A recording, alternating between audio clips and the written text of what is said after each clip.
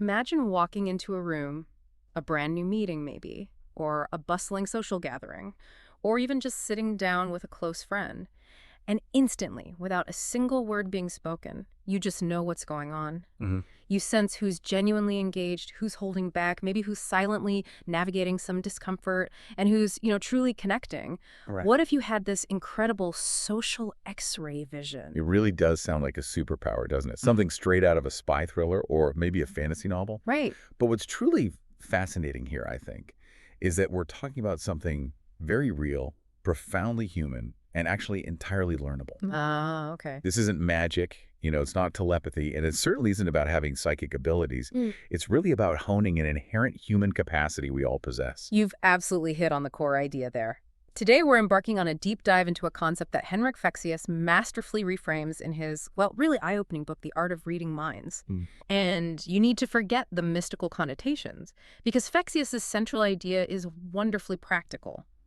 Mind reading, as he puts it, is simply the refined ability to understand what another person is thinking or feeling based purely on their behavior. Exactly. It's Yeah. about decoding the signals that are constantly being broadcast, whether people realize it or not. And those signals, when you really start to tune in, they are absolutely everywhere. Oh, completely. We're talking about the subtle shifts in body language, those fleeting expressions on a face, the specific way someone gestures, the precise vocal tone they use, Even breathing. even their breathing patterns, yeah, and just the overall energy they project into a room. These are kind of the unsung heroes of communication, right? Right. Perpetually broadcasting information. Often without the sender even realizing how much they're revealing. Precisely. They're often subconscious leaks.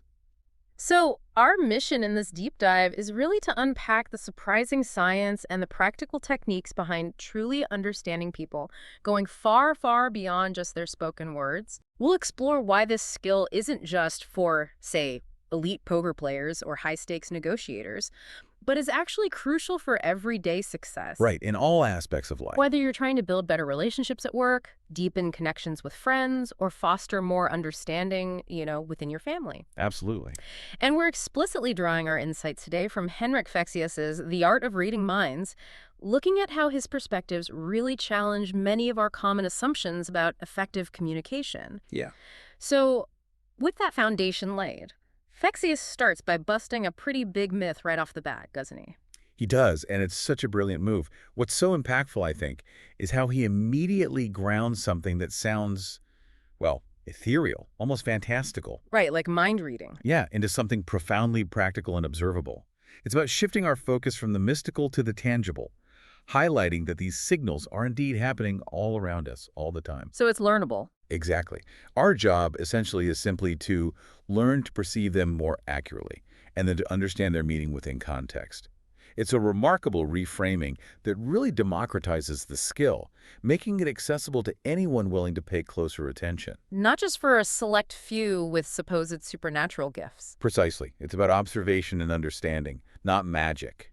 Okay, so if it's not magic, if it's not some innate, unteachable gift, where do we actually begin to cultivate this social X-ray vision? Fexeus points to the absolute foundation, the startling truth, that communication isn't just about the words we speak. In fact, words are just the very tip of an enormous hidden iceberg, aren't they? Exactly. And this is maybe one of the most powerful and frankly most overlooked insights Fexeus brings to light. And is backed by decades of research, too. Oh, really? Yeah, only about 7% of human communication is actually verbal. Just think about that for a moment. 7%. That's tiny. It's incredibly small. That means the vast, overwhelming majority, a staggering 93%, is nonverbal. And Fexeus doesn't stop there. He breaks that 93% down further. About 38% is vocal tone, how we say things. The music behind the words. Exactly. And a colossal 55% is pure body language, the physical stuff. And that's just, it has profound implications, doesn't it? Because it means if you're only focused on the words someone is speaking, you're essentially trying to navigate an entire ocean by looking at just one tiny flickering buoy. That's a great analogy. No wonder we often feel misunderstood or we misinterpret others when we're missing nearly the entire communication landscape. It puts so many misunderstandings into a stark new light. And Fexeus brings this home with such a simple yet powerful example. Imagine someone says, flatly, I'm fine. We've all heard that one? Right. Yet their lips are tight, their eyes are lowered, their shoulders are slumped, and their voice is flat, totally devoid of energy. Yeah. Their words are saying one thing, but their body, their tone, their entire being is screaming a completely different message. And you know it Yeah. instinctively. You know it. You pick up on that dissonance immediately, often without even realizing you're actively doing it. Yeah. That's your inherent mind-reading ability already at play, sending you signals. Even if you haven't consciously trained it or even recognized it before? Exactly. It's already working. Think about it, listeners. How many times have you been in exactly that situation? You had that gut feeling that someone wasn't okay, despite their words saying everything was fine. Mm-hmm. That wasn't just random intuition. That was your own innate ability to read the unspoken, actively providing you with vital information. This deep dive, then, is about honing that skill, turning those fleeting intuitions into more precise observations. And that leads us directly to the very first and arguably most crucial skill Fexeus introduces, observing without judgment. Okay, easier said than done sometimes. Definitely. He insists we need to approach observation like a pure scientist. Most of us, he argues, observe the world through this thick filter of our own ingrained beliefs, our past experiences, our deeply held assumptions. And that filter distorts things. Absolutely. It inevitably distorts the truth. We see what we expect to see, or maybe what we want to see, rather than what is actually objectively there. So it's about actively resisting that immediate urge to label behavior. Don't jump to conclusions. Precisely. Don't assume crossed arms always mean defensiveness. Don't assume a smile always means happiness. That's a huge pitfall, because context is absolutely everything. Right. Instead, Fexeus challenges us to ask, what is a person actually doing physically? Mhm. What's their neutral, relaxed state normally look like? Yeah. How is their tone of voice right now compared to how it usually is? Those are the unbiased data points. Exactly. Diligently collect those before you even begin to interpret. And removing those inherent biases can open up entirely new levels of insight, can't it? Our assumptions often lead to massive misunderstanding. Oh, constantly. If you assume someone's quietness means they're angry or upset with you, you might react defensively yourself, creating a problem where none existed. When really they might just be tired. Or deep in thought, or maybe just naturally introverted. Removing that judgmental filter allows you to collect purer, more accurate data, revealing the true state of affairs. This is where it truly becomes fascinating. Because once you've learned someone's baseline, once you have that anchor, you start to notice everything. This is what Fexeus calls calibrating, right? Yes, calibration. It's the process of diligently learning someone's natural, typical behavior, their baseline, and then becoming acutely aware of when any deviations occur. Like a medical monitor tracking vital signs. That's a perfect analogy. You establish a normal heart rate, and then any significant sustained change immediately alerts you that something might be off. Oh, okay. Similarly, in human interaction, these shifts from baseline behavior often indicate a significant emotional change. Maybe stress, excitement, discomfort, or even a subtle attempt at deception. Fexeus gives a really relatable example, doesn't he, about meeting someone energetic. Yeah, exactly. Imagine you meet someone for the first time, and they are incredibly energetic, talking quickly, animated voice, lots of open hand gestures. That's their initial baseline for you. Got it. Then, the next time you encounter them, they're subdued, quiet, barely moving, speaking in a flat monotone. Immediately, your calibrated brain senses that something is off. Because it's a deviation. That significant deviation from their established baseline is your powerful clue that their internal state has shifted somehow. And Fexeus offers a really practical pro tip for you, the listener, to start practicing this right away. He does. Start calibrating the people you already know well. Friends, family, close coworkers. Observe their natural behavior in relaxed, low-stakes settings. When they're just being themselves. Exactly. Then pay meticulous attention to how their behavior subtly changes under pressure, maybe giving a presentation, or during an emotional or challenging conversation. Oh. The more you consciously do this, the more attuned you become to even the most subtle shifts. It's like building an internal, living library of human behavioral patterns. Which then allows you to detect the slightest deviation later on. Precisely. And it's crucial to remember this isn't about becoming cold or calculating, is it? Fexeus constantly emphasizes that mind reading, at its core, is fundamentally about connection. Absolutely. Not about control or manipulation. Your most powerful tool in this entire process is actually empathy. Right. The more you genuinely care about understanding others, the more effective your observations become. Yes, and empathy, as Fexeus defines it, isn't about feeling exactly what others feel or taking on their burdens. It's more about being genuinely curious and aware of what they might be And experiencing. asking yourself questions Like, what might this person be going through right now? Are they anxious? Are they excited? Are they maybe struggling with an unstated worry? This compassionate inquiry is your guide. and when you approach people with that foundation of genuine curiosity and kindness, it naturally encourages them to open up more, doesn't it? It really does. You don't need sophisticated manipulation tactics. You simply need to be present, observant, and compassionate. It's a profound shift in perspective that prioritizes understanding over immediate reaction. Fexeus illustrates this so well with that scenario he calls the silent meeting. Ah, yes, the silent meeting. It's a great example. Imagine you're in a critical business meeting.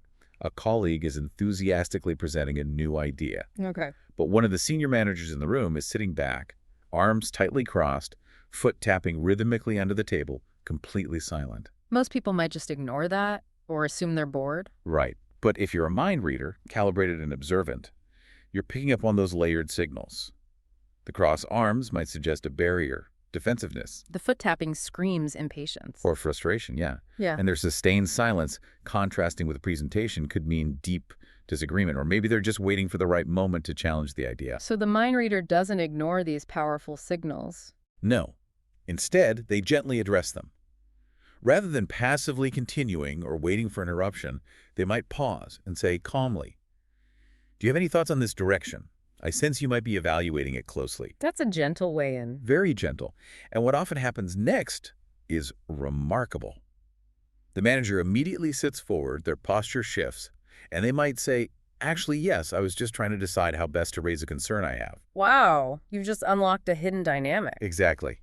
Identified a potential roadblock, opened the door to honest communication, simply because you observed the subtle cues and acted with empathetic curiosity. If we connect this to the bigger picture, this scenario powerfully highlights how one acute observation, paired with empathy, can completely shift the energy and outcome of a room.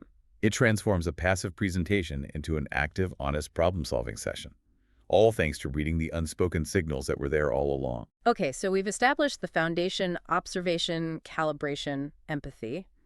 Now, Fexeus takes us even deeper into the body's secret language. This is where we really start learning the specific vocabulary of that huge 55% nonverbal communication. And the core idea he keeps emphasizing is that even when people try to hide things, their body leaks unconscious signals. That's right. The body truly can't hide what the mind is thinking for very long.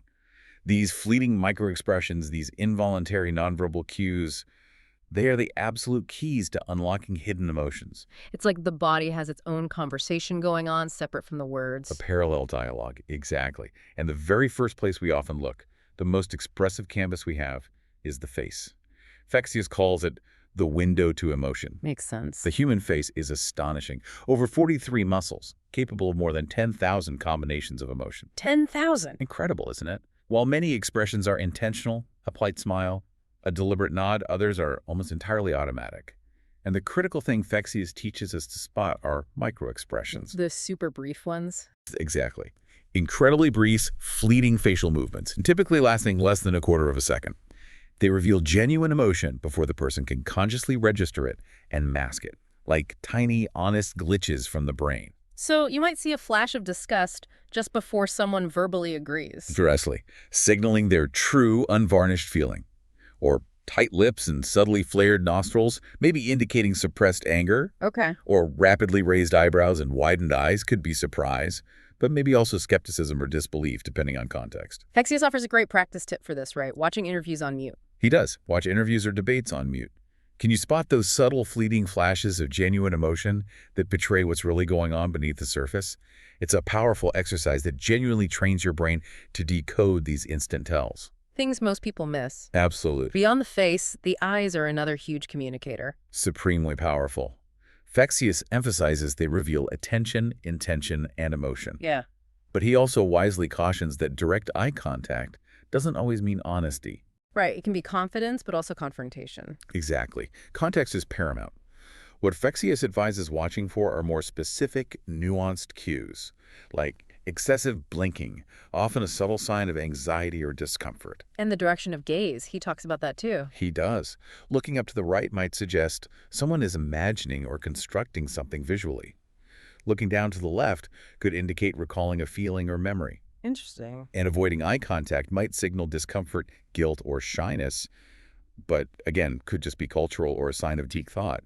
You need to pair it with other cues. The key insight is watching how eye behavior changes, isn't it? Yes, when you shift topics, if their eyes suddenly dart away or become fixed when you bring up a specific, sensitive subject, it might reveal emotional resistance or discomfort. And a pro tip from Fexeus, avoid staring. Definitely. A relaxed, soft gaze with open body language encourages openness. An intense stare just makes people guarded. Makes sense. Okay, what about hands? Fexeus says, the hands never lie. It's a great line, and often true. Hands are incredibly expressive and often reveal thoughts faster than words. Think about universal signals. Open palms generally suggest honesty, transparency, And clenched fists. tension, frustration, maybe anger. Mm-hmm. Touching the neck, face, or hair is often self-soothing, revealing stress, nervousness, uncertainty. Pointing fingers feels aggressive. Very aggressive and controlling. And hidden hands in pockets, behind the back, under the table, might suggest discomfort, guardedness, maybe a lack of confidence. He contrasts truthful and deceptive hands, too. Yes, when relaxed and honest, hands are typically visible, expressive, loosely open, flowing with the conversation. Okay. But if someone is deceptive or deeply uncomfortable, their hands might suddenly stop moving, or they might start fidgeting excessively, or there's a distinct reduction in their natural gesture flow. Subtle but powerful tells. And moving to the bigger picture, posture and positioning, the whole body story. Exactly. How someone holds their body reveals inner feelings, even if their face tries to hide them. Leaning forward usually means interest, engagement. Leaning back. Could be evaluation, disinterest, maybe withdrawal. Turning the torso away often signals discomfort or emotional withdrawal. And crossed arms, the classic. It can mean defensiveness, but Fexeus wisely reminds us it can also just be comfort, especially if someone's cold or relaxed. Context and baseline are key. Always back to context and baseline. Always. And my favorite Fexeus insight, the feet never lie. Ah, it sounds quirky, but it's incredibly accurate. People subconsciously point their feet toward what they like, are interested in, or where they want to go. And away from what they don't like. Exactly. If someone's upper body faces you, but their feet point towards the door, it might mean they're looking for an exit, literally or emotionally. He suggests observing this at parties. Yeah, it's your next social gathering. Discreetly notice where people's feet point in a group conversation. It often reveals who they're truly paying attention to or feel aligned with, like a secret arrow on the floor. Fascinating. Okay, what about the really subtle stuff? Breathing and micro movements. Yes, these are often hidden giveaways. Fast, shallow breathing can signal anxiety, excitement, panic, Deep, slow breathing. usually calm, control, contemplation. A sudden breath hold or sharp inhale might indicate surprise, shock, stress. And micro movements. Those tiny, almost imperceptible reactions. A hard swallow showing nervousness, a slight weight shift, a quick nervous lip twitch. You could easily miss those. Very easily. Hmm. But when paired with other cues in a cluster, they become incredibly revealing, like subtle punctuation marks in the body's silent conversation. Fexeus brings this all together in that job interview scenario. Right, the confident-sounding candidate Mm-hmm. speaks well, smiles warmly, says all the right things. But the body tells a different story. Exactly. Hands hidden under the table, rapid blinking when asked about the previous job, swallows hard when talking about goals, feet pointing towards the door. Wow. So the words project one image. But the body whispers a contradictory story, suggesting maybe uncertainty, lack of enthusiasm, or maybe concealing something about why they left their last job. The body reveals the hidden truth. Often, yes. And crucially, Fexeus says you don't confront them. You use this information to ask a gentle, open-ended follow-up. Right. Instead of accusing, maybe, that's interesting. Could you tell me a bit more about what specifically made you decide to leave your previous company? Giving them space. Exactly. It creates space for explanation, and now you're watching even more carefully how their body responds to that specific question. You're observing the full spectrum. So what does this all mean for us? It means the body is having a whole other incredibly detailed conversation. Which raises that important question. Are you truly listening to both conversations, the verbal and the nonverbal? Or are you only processing, 7% of the message? Right. Fexeus teaches us the body is an open book. We just need to learn its subtle, profound language. It's not about being suspicious. It's about being fully informed, deeply aware, and genuinely understanding the whole person. Okay, so we've sharpened our observation skills, learned to decode the body's silent language. But Fexeus takes us beyond just observation into something really powerful for building rapport and connection, the art of mirroring. And he's very clear, this isn't presented as some manipulative trick. Not at all. It's framed as a genuine, almost intuitive way to create that powerful feeling of, this person really gets me. Mirroring is this subtle, often unconscious act of momentarily copying another person's behavior. Like posture, gestures. Posture, gestures, facial expressions, vocal tone, even at a deep level, their breathing rhythm. It's about creating a subconscious sense of connection, safety, and trust. It bypasses the conscious mind. Why does it work so well? Fexeus mentions mirror neurons. Exactly. These specialized brain cells activate both when we perform an action and when we observe someone else doing the same action. Okay. So when you subtly, respectfully mirror someone, their brain subconsciously registers, this person is like me. They understand me. They're on my wavelength. Creates familiarity and safety. Instantly. Which opens the door to genuine connection and eventually ethical influence. You see it naturally among friends or couples leaning the same way, sipping drinks in sync. It's a subconscious dance. The key, Fexeus emphasizes, is subtlety. Absolutely crucial. If it's awkward, overt, too obvious, it feels forced, disingenuous, even creepy.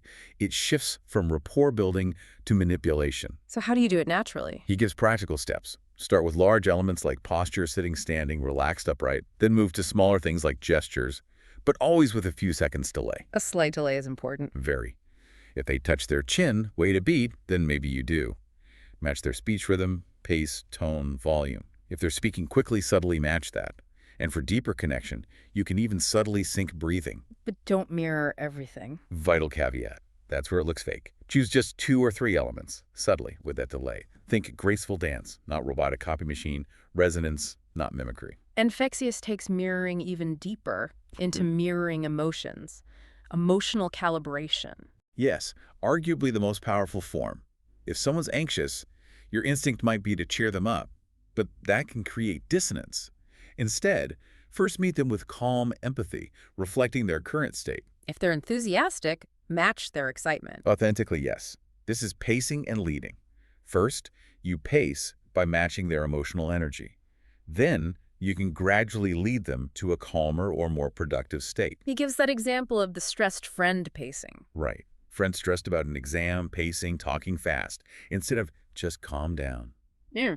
Which never works. Never. You first mirror their energy, walk with them, match their speed, listen intently. Once they feel heard, you've paced them. You gradually slow your movements, lower your voice, calm your pace. Gently leading them towards calmness. And they'll often follow subconsciously. That's the art of pacing and leading. We tend to trust people who understand us, match our energy, reflect our values. Mirroring taps into that. It really does. Fexeus gives that example of meeting a new, stiff, formal client. Don't be overly relaxed immediately. Creates a disconnect. Right. Mirror their initial formality, measured tone, reserved posture. Then, slowly, as rapport builds, gradually ease into friendliness. It signals respect and understanding. Okay, let's unpack this. It's not about being fake. It's about authentic connection. Exactly. What's fascinating here is that influence, as Fexeus teaches it, isn't about dominating. It's about joining their world and gently guiding. Mirroring builds that bridge. And once the bridge exists, Ideas, understanding, positive influence can flow naturally. Research shows people are significantly more likely to say yes to someone who subtly mirrors them. It creates familiarity and shared values subconsciously. so beyond physical and emotional mirroring, Fexeus urges us to listen with a much deeper ear, to listen between the lines. He reveals people often speak in a kind of code, revealing their inner world through specific word choices, the metaphors they use, their hidden assumptions or presuppositions. It's decoding their verbal language more profoundly. He talks about dominant senses, visual, auditory, kinesthetic. Yes, everyone filters reality through these. A visual person might say, I see what you mean, or that looks good. Auditory. That sounds right, or I hear you. Kinesthetic. Feeling-oriented. I feel like this is right, or that doesn't sit well with me, or let's get a handle on it. By tuning into these cues, you understand how they process the world. And you can tailor your communication to match. Exactly. When you speak their language, they feel more understood, connected, receptive. And metaphors aren't just poetic flourishes, they're emotional maps. Truly. Phrases like, I'm under a lot of pressure means someone feels physically burdened. Stuck means they feel trapped. Drowning in work means overwhelmed. They're direct windows into their inner experience. Unfiltered windows. And if you reflect these back using similar language, you're feeling stuck, what can we do to help you move forward? It builds instant, profound empathy. You're validating their internal experience. Fexeus also talks about presuppositions, hidden beliefs in sentences. Yes, core beliefs or assumptions hidden within language. Why does no one ever listen to me? Presupposes the belief, people don't care what I say. I know I'll mess this up again. Presupposes I always fail. Exactly. And these beliefs shape behavior. A mind reader spots these patterns and can respond with compassion, address the belief, or gently challenge it, if appropriate, understanding the root of their worldview. There can be positive ones too, right? Oh, absolutely. When you finish that great presentation, what's next? Presupposes you will give a great presentation, subtly reinforcing that positive expectation. Sometimes what's not being said speaks loudest. Fexeus really emphasizes this. Pay attention to omissions, hesitations, vague answers, incomplete sentences, abrupt topic changes. Like, how was your weekend? It was fine. With a pause and forced smile. Exactly. The nonverbals contradict the word. The silence, the hesitation, the body tell a richer story. Which brings us to incongruence. A golden clue, Fexeus calls it, when verbal and nonverbal signals are out of sync, often means conflict, uncertainty, discomfort, even deception. The body tries to tell the truth, even when words hide it. And the advice isn't to accuse. Never. Instead, ask open-ended questions gently. You say you're okay, but I sense maybe something else is going on. Want to talk about it? Create safety, encourages honesty. Once you recognize someone's language patterns, sensory words, metaphors, you can use them to guide the conversation. Subtly, yes. If someone says, I just can't see how this will work, respond visually. Let's look at the big picture and visualize some paths. If they say, this doesn't feel right. Use kinesthetic cues. What would make this feel more comfortable or grounded for you? Well, Speaking their internal language builds trust and allows gentle influence. instead of forcing your perspective in your language? Precisely, which raises that question. Are you just listening for surface words? Or are you listening for the underlying maps and filters people use to construct their reality? Okay, so we've moved from observation to decoding signals, mirroring, and deep listening. But what about when interactions get really complex, when we're talking about discerning truth from potential deception? A tricky area. Fexeus tackles this head-on, but importantly, not from a place of accusation or judgment. It's more about developing your intuition and sharpening perception to know when something just doesn't quite add up. And he points out most lies aren't like criminal mastermind lies. Exactly. Most lies in daily life are subtle, social, defensive. People lie to avoid conflict, protect their image, prevent embarrassment, maybe manipulate a bit. But often, it's defensive signaling a lack of safety to show their authentic self. So the goal isn't just to catch lies. No, it's also to understand the underlying need or vulnerability the lie is trying to protect. That's a much deeper level of understanding. Fexeus emphasizes there's no single foolproof sign of deception, right? No Pinocchio's nose. Correct. No magic bullet. Hmm. But he teaches us to look for clusters of signals, multiple indicators appearing together, which strongly suggest something is off. What kind of indicators? Common ones include avoiding eye contact or holding it too intensely, unnaturally, over-explaining, giving unnecessary details, frequent nervous touching of the face, nose, mouth. Fidgeting. Yeah, excessive fidgeting or rapid, uncomfortable shifting, glaring incongruence between words and body language, noticeably delayed responses like they're constructing an answer. But the absolute critical point here is comparing these to the person's baseline. Cannot stress this enough. Some people naturally fidget. Some habitually avoid eye contact. You must know their normal behavior for speech rhythm, tone, gestures, expressions. Only shifts from this baseline are reliable clues. Okay, baseline is key. And when people are deceptive, there's often an emotional disconnect. Yes, a mismatch between the story and the emotion displayed. A sad story told with a flat face, or joy expressed with a dull voice. Fexeus says the brain struggles to fake both content and emotion simultaneously, so one often slips. That's a powerful indicator. Incredibly powerful. Your job is to pay attention. Does the emotion match the narrative? If not, Fexeus suggests exploring gently, maybe with an open question, not a direct confrontation, which just builds walls. He also mentions specific verbal cues, phrases to watch out for. Yeah, things like, to be honest with you, or I swear to God, or honestly, I don't remember, or the defensive, why would I lie to you? They feel like efforts to convince, not just communicate. Exactly, they stand out. Also, note if someone repeats your question verbatim before answering, often a sign they're stalling for time to formulate a response. And what's not said can be revealing too. Just as revealing, if not more. Long, awkward pauses, abrupt subject changes, omitting details they'd normally mention. These gaps can signal discomfort, uncertainty, a hidden agenda. How to respond to those pauses. Fexeus advises responding without pressure, calmly, non-judgmentally. That's interesting, tell me more. Or, you pause there, what were you thinking just then? Gentle curiosity often opens doors if they're ready. Fexeus really emphasizes trusting your gut feeling here. He does. That sense that something isn't right is a powerful tool. It's your subconscious picking up countless microsignals you might not even articulate logically. Don't need to prove it, just trust it enough to explore deeper. Exactly. Your intuition is a compass guiding you, not a courtroom verdict. And this is where his compassion really comes through. He says the more judgmental you are, the more people will lie. Unequivocally. The more accusatory or aggressive your approach, the more likely people are to lie or shut down. To get to the truth, or at least deeper understanding, you must create an environment where people feel safe and accepted. So instead of, are you lying to me? Try something like, it's okay if that wasn't the full story. My intention is just to understand you better, and I'm here to listen. This empathetic approach invites honesty rather than triggering fear. This applies in professional settings too, where lies are often more subtle. Very subtle, like I'm almost done with that project when they've barely started, or no issues here when problems are clearly brewing. What are the signals there? Things like overcompensation, excessive confidence, masking insecurity deflection, vagueness, a lack of specific details. And the response is still gentle questioning. Yes, don't push or accuse. Ask clarifying questions. What does almost done look like for this project right now? Or what challenges, if any, are you currently seeing? It helps you get accurate information without creating resistance. Finally, Fexeus reminds us we don't have to confront every potential lie. A profound point. Not every incongruence needs confrontation. Sometimes people lie to themselves to cope, or they aren't ready to face their own truth. Mind reading isn't about proving others wrong. No. It's about empathy, awareness, and knowing, with wisdom, when to speak and when to simply stay silent, allowing space for their journey.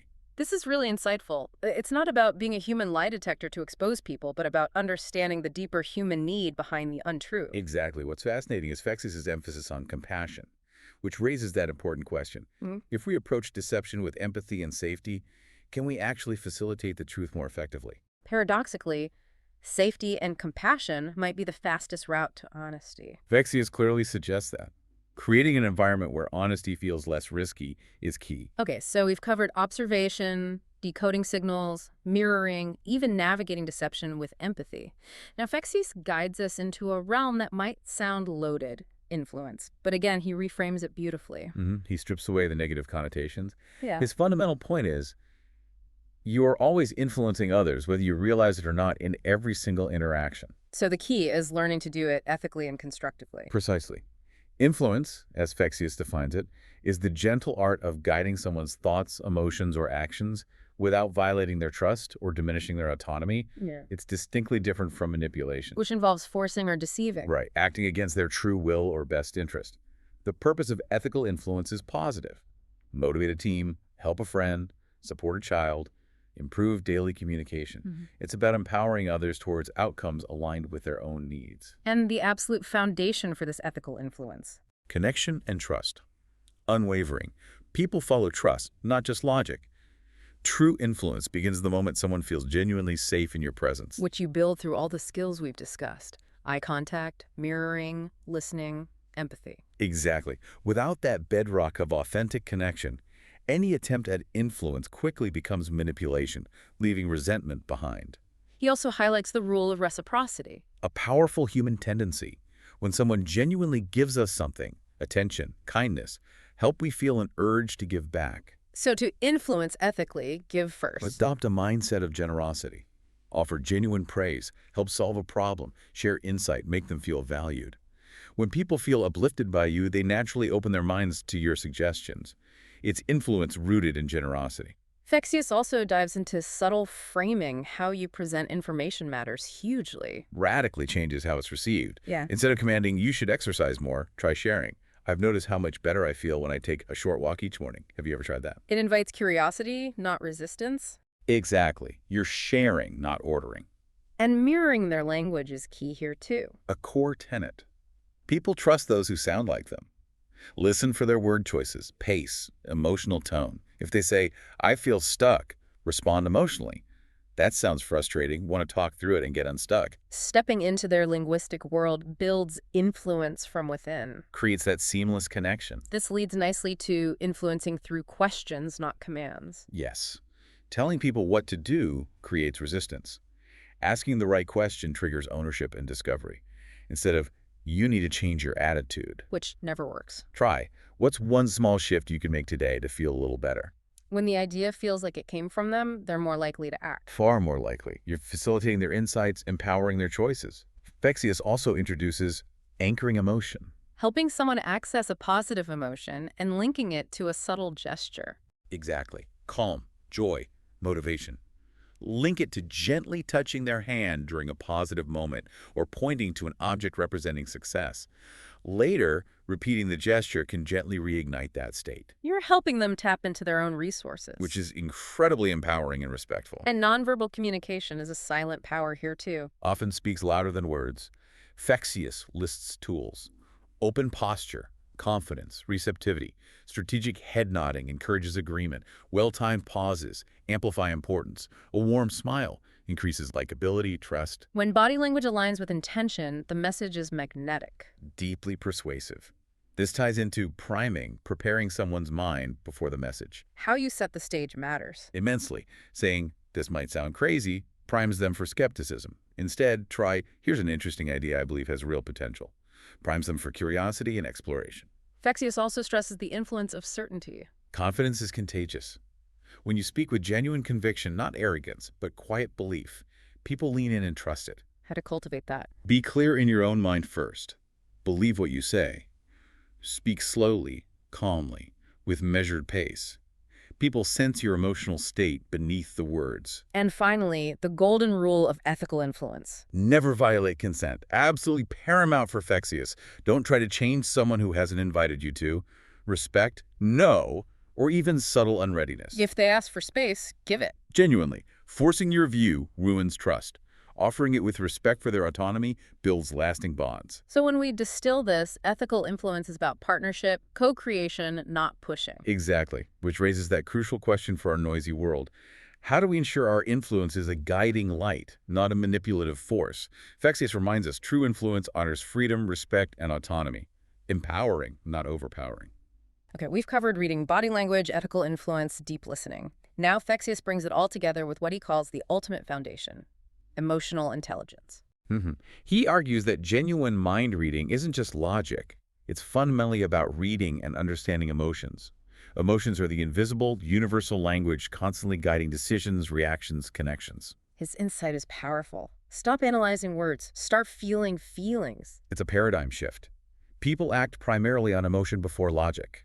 Behaviors we see avoiding topics, defensiveness, posture shifts, silence are almost always signs of underlying emotional shifts. So emotional intelligence is Recognizing these states in others, responding with empathy, and simultaneously managing your own emotional reactions in real time so you remain a calm, clear presence. and emotions show up before words, right? As raw signals. Often, yes. Fexeus gives specific cues. Tension in the jaw neck, stress, frustration, rapid blinking, anxiety, overwhelm, a tight forced smile, masking irritation, nervousness, sudden quietness, withdrawal, self-protection. He talks about matching their emotional frequency, not just cheering people up. A nuanced technique.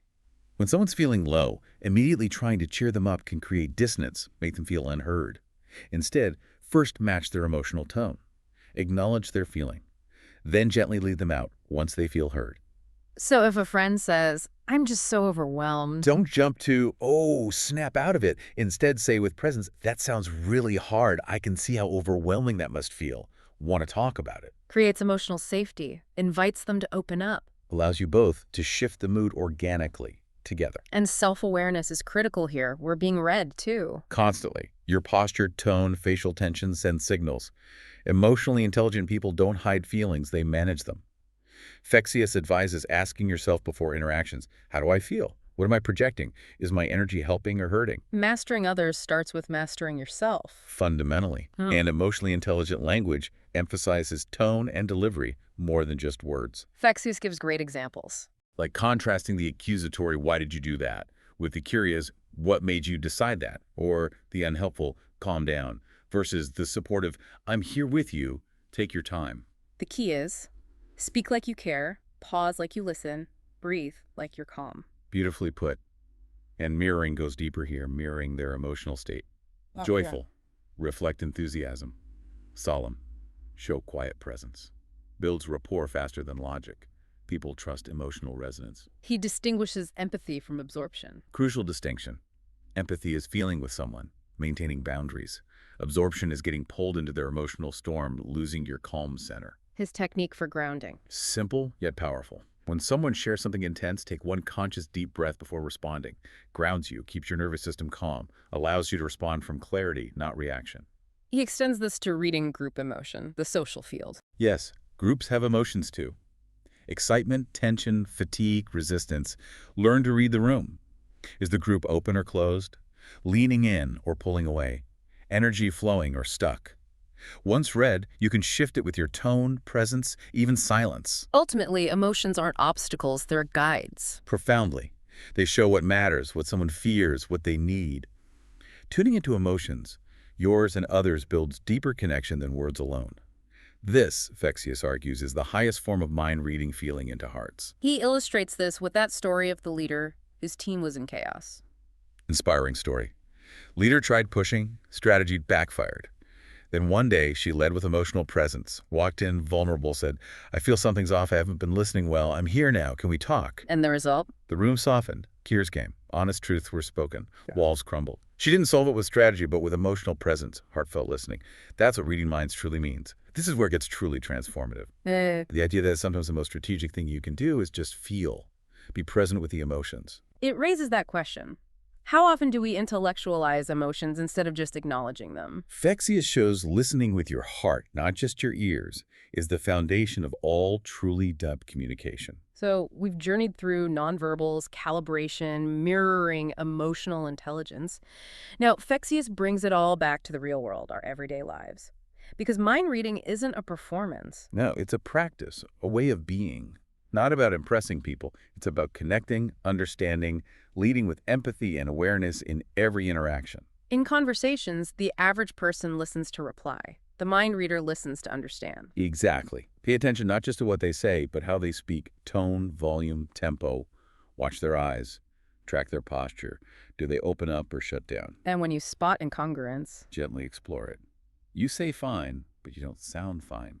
Want to talk.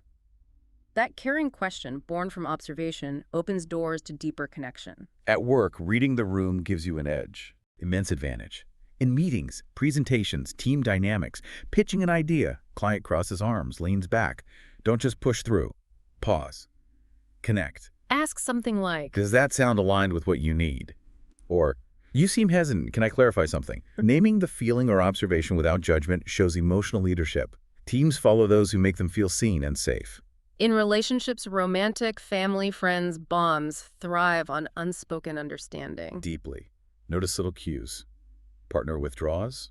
Responses shorten. Smile is less bright. Approach with care. What's going on in there? You've been quiet, okay? What people need most is to feel felt. In conflict, arguments are often about ignored emotional signals. Almost always. Fexeus' strategy. Match intensity first, then gently guide energy downward. Someone's angry. Meet their volume initially, acknowledge frustration, then gradually lower your voice. Use calm, body language, soft eyes, open palms. Emotion follows emotion. Control yours to help regulate theirs. Precisely. Brings the intensity down together. Social settings, rooms full of strangers. Observe first. Intensely observe before trying to control. Assess dynamics. Who is the leader? Anxious, relaxed, where's energy flowing? Then mirror the group's pace. Sync posture, tone, vibe subtly. Once aligned, influence with ease. In sales and persuasion, listening is key. Fundamentally, enter their mental space. Ask more questions than you answer. Watch expressions. Lean forward, engaged. Glance at door, done. Great influencers adjust in real time with sensitivity, not scripts. Best persuasion feels like trust. Meeting strangers, that instant comfort, often mirroring. Unconscious emotional mirroring. Consciously try it. Subtly match posture, word rhythm. Reflect emotional energy naturally, not mechanically. Trust builds remarkably fast. Finally, Fexeus emphasizes daily practice. It's a way of being present. His exercises. Spend a day in full observation mode, no judgments. When talking, guess their feeling, then gently ask if you're right. Practice slow breathing, grounding your energy. So it really boils down to consistent mindful practice, doesn't it? A lifelong journey. Indeed. Which raises that question.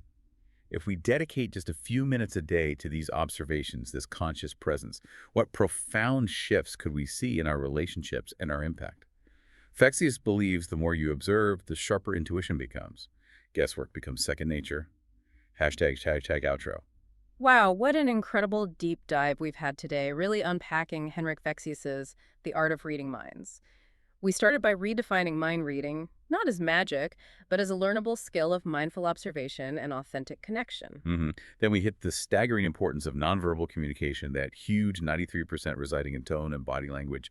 We delved into calibration, understanding baselines, and how empathy is your most fundamental tool. We explored decoding specific body cues, the face, microexpressions, eyes, hands, posture, breathing, micromovements. We moved into building connection through ethical mirroring, both physical and emotional. And how to listen powerfully between the lines, catching verbal cues, sensory language, metaphors, presuppositions. We navigated complex interactions, learning to detect deception through signal clusters against a baseline, and crucially, how to create safety for truth to emerge. We explored ethical influence, guiding gently through connection, questions, subtle cues, never manipulation. And finally, how emotional intelligence ties it all together, reading feelings in real time, matching frequencies, using emotion as a compass for deeper understanding. Fexeus's ultimate message is so empowering. Mind reading isn't about power or control, it's about presence, understanding people better, helping others feel safe, seen, and heard. It's about creating more meaningful conversations and becoming someone people want to open up to. You don't need superpowers, just attention, empathy, and practice. So consider this as you go about your day. If 93% of communication is nonverbal, what powerful conversations are you missing? What deeper connections are waiting just by paying closer, kinder attention? What's really fascinating and encouraging is the accessibility of these insights. It's not about becoming someone else. It's about enhancing who you already are, unlocking a capacity within you. Absolutely. We genuinely encourage you to pick just one or two techniques from today, maybe focusing on microexpressions or practicing calibration with a loved one, and try them out. Approach it with consistent, kind curiosity. See what astonishing new levels of understanding and connection start to unfold. Absolutely. And that's our deep dive for today. Thank you for joining us on this enlightening journey into the art of reading minds.